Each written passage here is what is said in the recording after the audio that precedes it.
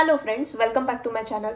आज हम मौर्यन एडमिनिस्ट्रेशन के बारे में जानेंगे और जानेंगे कि मौर्य पीरियड में आर्मी कैसी थी, इकोनॉमी कैसी थी, सोसाइटी लाइफ कैसी थी और जानेंगे मौर्यन आर्ट के बारे में। स्टार्ट करते हैं मौर्यन एडमिनिस्ट्रेशन से। मौर्यन एडमिनिस्ट्रेशन में तीन तरह के एडमिनिस्ट्रेशन थे: central administration, provincial administration and municipal administration. First is central administration. Maurya government एक बहुत ही सेंट्रलाइज्ड ब्यूरोक्रेसी थी। सेंट्रलाइज्ड ब्यूरोक्रेसी मतलब एक व्यवस्था जिसमें गवर्नमेंट का अधिकार और कंट्रोल ज्यादा होता है, जहां एडमिनिस्ट्रेटिव रिलेटेड डिसीजन एक प्रॉपर प्लेस से लिए जाते हैं। और इस सेंट्रलाइज्ड ब्यूरोक्रेसी में सबसे इंपॉर्टेंट रोल प्ले करता था राजा, किंग। कौटिल्य या कहे चाणक्य या कहे विष्णुगुप्त के अकॉर्डिंग स्टेट के 7 एलिमेंट्स थे, जिसे कहा गया सप्तंग थियरी। चाणक्य द्वारा लिखी गई किताब अर्थशास्त्र से हमें मौर्यन एडमिनिस्ट्रेशन के बारे में काफी ज्यादा इंफॉर्मेशन मिलती है। इसके बारे में हम हमारे प्रीवियस वीडियो लिटरेरी सोर्स में जान चुके हैं। अगर आप इंटरेस्टेड होंगे तो वो वीडियो रेफर कर सकते हैं। अब जानते हैं व्हाट इज सप्तंग थियरी, मतलब what are the 7 elements of the state. First है राजा, द किंग। दूसरे अमत्य, द सेक्रेटरीज। तीसरा जनपद, टेरिटरी। चौथा दुर्ग, फोर्ट। पांचवा कोश, ट्रेजर। 6th सेना, आर्मी। और 7 मित्र, फ्रेंड। और इन स्टेट के सातों एलिमेंट में से राजा एलिमेंट को, किंग एलिमेंट को सोल कंसिडर किया गया। अब राजा को जो असिस्ट करते थे उन्हें कहा गया मंत्री परिषद। मंत्री परिषद में मेंबर्स थे जैसे yuvraj, crown prince, purohit, the chief priest, senapati, the commander in chief और बाकी अदर मिनिस्टर्स। जानते हैं अदर मिनिस्टर्स के बारे में। सन्निधाता यानी कि चीफ ट्रेजरी ऑफिसर, समहर्ता the collector general of revenue, व्यवहारिका चीफ जस्टिस ऑफ धर्मस्थीय न्यायालय यानी कि chief justice of civil court, प्रदेष्टा चीफ जस्टिस ऑफ कंटक शोधन न्यायालय यानी कि chief justice of criminal court. धम्म महामात्रास ये नई पोस्ट थी जिसे क्रिएट किया गया था अशोक राजा के द्वारा 2 फंक्शंस परफॉर्म करने के लिए। पहला तो धम्म पॉलिसी को स्प्रेड करने के लिए और दूसरा आम जनता के जो मटेरियल वेलबींग है उस पर ध्यान रखने के लिए। राष्ट्रपाल या फिर कुमारा मतलब the viceroy in charge of a province. प्रदेशिका यानी कि जिन्हें अभी हम डिस्ट्रिक्ट मजिस्ट्रेट कहते हैं। राजूकास जिन्हें अभी हम पटवारीज कहते हैं, जो रिस्पॉन्सिबल होते हैं for surveying and accessing the land. युक्त यानी कि डिस्ट्रिक्ट लेवल पर एक सबॉर्डिनेट रेवेन्यू ऑफिसर। स्थानिका यानी कि कलेक्टिंग ऑफिसर जो प्रदेशिका के अंडर काम करते थे।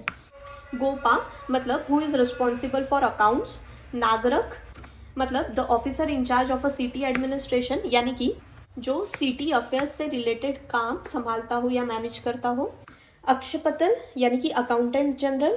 सीताध्यक्ष यानी कि सुपरवाइज्ड एग्रीकल्चर। पन्याध्यक्ष यानी कि सुपरिटेंडेंट ऑफ कॉमर्स। सांस्थाध्यक्ष यानी कि superintendent of market.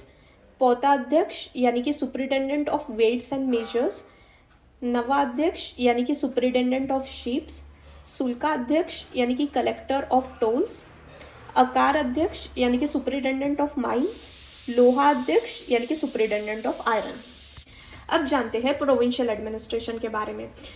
Maurya period को 5 प्रोविंस में डिवाइड किया गया था। प्रोविंस मतलब प्रांत यानी कि रीजन। तो पहला है नॉर्दर्न प्रोविंस जिसे कहा गया उत्तरपाद, जिसका कैपिटल था तक्षशिला। वेस्टर्न प्रोविंस जिसे कहा गया अवंती राष्ट्र, जिसका कैपिटल था Ujjain. Eastern and central province जिसे कहा गया प्राची, जिसका कैपिटल था पाटलिपुत्र। देन ईस्टर्न प्रोविंस जिसे कहा गया प्रच्यपत ईस्ट या फिर कालिंगा, जिसका कैपिटल था तोशाली। और साउथर्न प्रोविंस जिसे कहा गया दक्षिणपथ, जिसका कैपिटल था सुवर्णगिरी।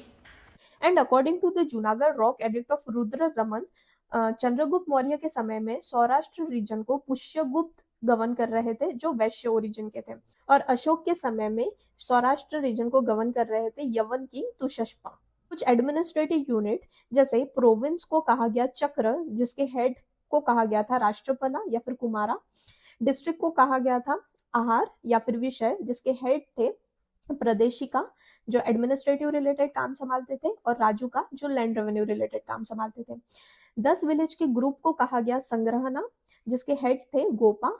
और विलेज को कहा गया ग्राम, जिसके हेड थे ग्रामिका। अब जानते हैं म्यूनिसिपल एडमिनिस्ट्रेशन के बारे में। कौटिल्य द्वारा लिखी गई किताब अर्थशास्त्र में, उसमें उन्होंने पूरा एक चैप्टर डिवोट किया है टू द रूल्स ऑफ नागरिक, यानी कि what are the rules of city superintendent, इसके बारे में बताया गया है। तो उससे पता चलता है कि सिटी सुपरिटेंडेंट की चीफ ड्यूटी थी maintenance of law and order. Megasthenes द्वारा लिखी गई किताब इंडिका से पता चलता है सिस्टम के बारे में। उसमें उससे पता चलता है कि 6 कमिटीज एग्जिस्ट करती थी और हर कमिटी में 5 मेंबर्स थे और उनके फंक्शंस क्या थे इसके बारे में पता चलता है। तो फर्स्ट है इंडस्ट्रियल आर्ट, सेकेंड कमिटी थी entertainment of foreigners, third committee थी registration of births and deaths, fourth committee थी trade and commerce, fifth committee थी public sale of manufactured goods और सिक्स कमिटी थी collection of taxes on the article sold. और purchase price पे 1/10 या कहे 10% of tax deduct होता था। अब जानते हैं कि मौर्य पीरियड में आर्मी कैसी थी। मौर्य सरकार की सबसे खास बात थी उनकी बहुत बड़ी आर्मी का मेंटेनेंस, जिसमें नेवी आर्मी भी शामिल थी। मेगाथिनीस के हिसाब से आर्मी का एडमिनिस्ट्रेशन मैनेज किया जाता था by the board of 30 officers, और उन 30 ऑफिसर्स को 6 कमिटीज में डिवाइड किया गया था और हर कमिटी में 5 मेंबर थे। वो कमिटी रिस्पॉन्सिबल थी for infantry, cavalry, elephants, chariots, navy and transport के लिए। मौर्य पीरियड में 2 तरह के गुदापुरुषास थे, यानी कि 2 तरह के डिटेक्टिव थे। एक जो स्थिर स्टेशनरी थे जिन्हें संस्थान कहा गया, और दूसरे संचारी यानी कि वॉन्डरिंग मतलब घुमक्कड़, यानी कि जो लोग इधर उधर घूमते रहते हैं। अब जानते हैं मौर्य पीरियड में इकोनॉमी कैसी थी। तो सरकार ने लगभग सभी इकोनॉमिक एक्टिविटीज पर नियंत्रण रखा था। किसानों के द्वारा टैक्स वसूला जाता था। किसान कितना उत्पादन करते हैं उसके हिसाब से 40 to 60% तक का टैक्स किसानों द्वारा वसूला जाता था। सरकार द्वारा इरिगेशन फैसिलिटीज प्रोवाइड की गई थी जिसे कहा गया सेतु बंध, और सरकार ने पानी पर भी टैक्स लगाया था। शहर में बेचने के लिए लाए गए सामान पर टोल भी लगाते थे जो गेट पर वसूल किया जाता था। And the state enjoyed monopoly in mining, forest, salt, sale of liquor, manufacture of arms, etc. Sohgaura copper plate inscription जो कि गोरखपुर डिस्ट्रिक्ट उत्तर प्रदेश में है, और महस्थना इंस्क्रिप्शन जो कि बोकारो डिस्ट्रिक्ट बांग्लादेश में है, उससे पता चलता है कि फैमाइन के दौरान या कहे भूखमरी या अकाल के दौरान किस तरह के मेजर्स अपनाए गए, किस तरह के उपाय अपनाए गए इकोनॉमी को स्टेबल करने के लिए। तो इस सब के बारे में इस इंस्क्रिप्शन में दिया गया है। कुछ इंपॉर्टेंट पोर्ट्स थे फॉर ट्रांसपोर्टेशन, जैसे वेस्टर्न कोस्ट में भारूकच या कहे भरूच एंड सुपारा, और ईस्टर्न कोस्ट तम्रलिप्ति इन बंगाल। मौर्य पीरियड में ट्रांजैक्शन के लिए पंच मार्क्ड कॉइन जो कि मोस्टली सिल्वर से बने थे उसका यूज किया जाता था। अब जानते हैं मौर्य पीरियड में सोसाइटी लाइफ कैसी थी। कौटिल्य या चाणक्य या विष्णुगुप्त वर्ण सिस्टम पर पहले के स्मृति राइटर्स के मुकाबले थोड़ा कम कठोर थे, यानी कि थोड़े कम स्ट्रिक्ट थे regarding the caste system. Kautilya के द्वारा लिखी गई अर्थशास्त्र में शूद्रास को एक आर्यन समाज के रूप में देखा गया है जो कि मलेच्छा या कहे नॉन आर्यन कम्युनिटी से अलग था। वैश्य और शूद्र के बीच का अंतर कम हो रहा था क्योंकि वैश्य समाज में ज्यादातर लोग अब व्यापार पर ध्यान दे रहे थे, जबकि शूद्र समाज के लोग खेती और अन्य कार्यों में जुट गए थे। मेगाथिनीस ने कहा है कि इंडियन सोसाइटी को 7 क्लासेस में डिवाइड किया गया था: philosopher, farmer, soldier, herdsman, artisans, magistrate and counsellor. और इन क्लासेस का डिवीजन ज्यादातर इकोनॉमिक रूप से बांटा था, सोशल रूप से नहीं। मेगाथिनीस के मुताबिक इंडिया में गुलामी नहीं थी, लेकिन मौर्य पीरियड के इंडियन सोर्सेस के अनुसार गुलामी एक मान्य प्रथा थी। वुमेन मौर्य समाज में ऊंचाई पर थी और उन्हें आजादी मिलती थी। कौटिल्य के अनुसार वुमेन डिवोर्स ले सकती थी और रीमैरिज भी कर सकती थी। और इतना ही नहीं, महिलाएं राजा की पर्सनल बॉडीगार्ड की तरह भी काम कर सकती थी, जासूस बन के, और अन्य विभिन्न क्षेत्रों में भी काम कर सकती थी। अब समझते हैं मौर्यन आर्ट के बारे में। आनंद कुमार स्वामी ने मौर्यन आर्ट को 2 ग्रुप में क्लासिफाई किया। पहला है रॉयल आर्ट जिसे कोर्ट आर्ट भी कहते हैं, और दूसरा है फोक आर्ट जिसे पॉपुलर आर्ट भी कहते हैं। तो रॉयल या फिर कहे कोर्ट आर्ट में आता है the royal palace of Chandragupta Maurya जो कि है कुम्हरर पटना में, city of Pataliputra, Ashokan pillars, caves, stupas etcetera.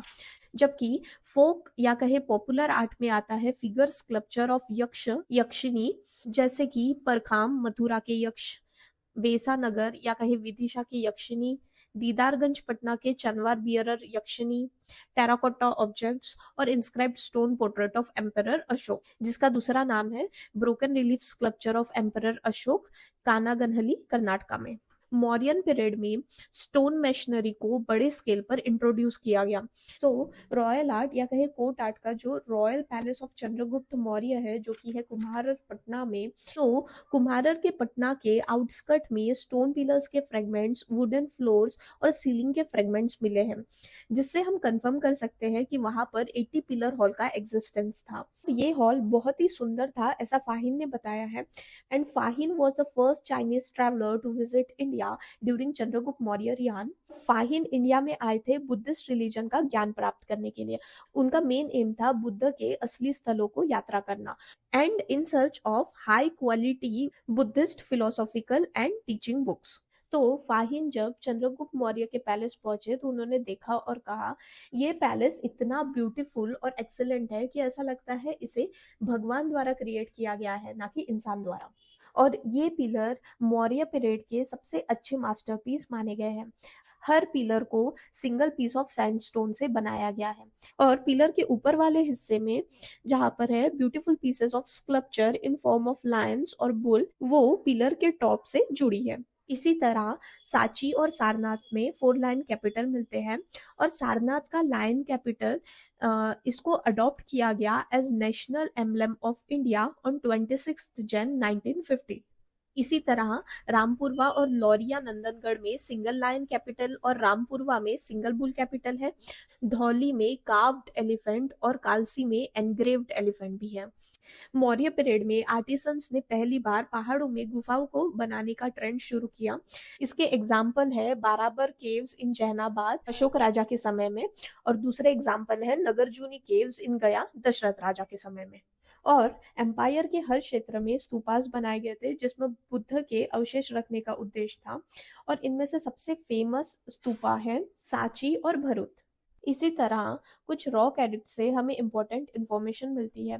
जैसे रॉक एडिक्ट 6 में लिखा गया है, हमेशा हर समय, चाहे मैं खाना खा रहा हूँ या महिलाओं के कमरे में हूँ या अपने अंदर के कमरे में हूँ या कैटल शेड में हूँ या अपने गैरेज में हूँ या अपने बगीचों में हूँ, जहां भी हूँ, मेरी महामत्तर ने मुझे पब्लिक बिजनेस के बारे में बताते रहना चाहिए। और इसी तरह कालिंगा रॉक एडिक्ट 1 जो कि धौली में मिला, उसमें लिखा है all man are my children, यानी कि सभी इंसान मेरे संतान हैं।